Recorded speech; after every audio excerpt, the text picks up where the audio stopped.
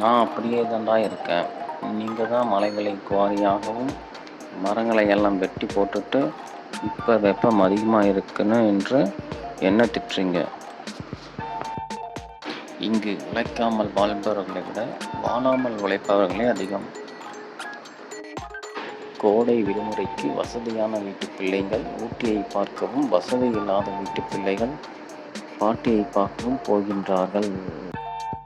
வெயில் பரிதாபங்கள், இளங்காற்று, வரலை, அனல் காற்று, ஆம் வருது.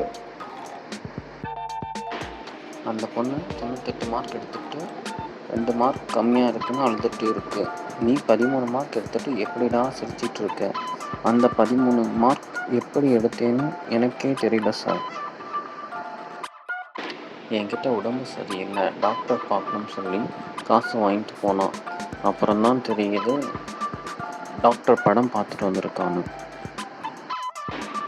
சும்மாவே மதிக்க மாட்டானுங்க. இதில் மாதம் 1000 ரூபாய், பஸ்ஸில் வேற இலவசம். இன்னுமா பாட்டி என்ன டாக்டர்னு நம்பிட்டு இருக்க? தண்ணியை சுட வச்சு குளிச்ச காலம் போய் பிடிச்சு ஆற வச்சு குளிக்க வேண்டியதாக இருக்கு.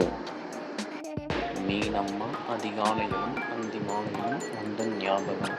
நமக்கு காலையிலும் மாலையிலும் டீ காபி ஞாபகம்தான் வருது.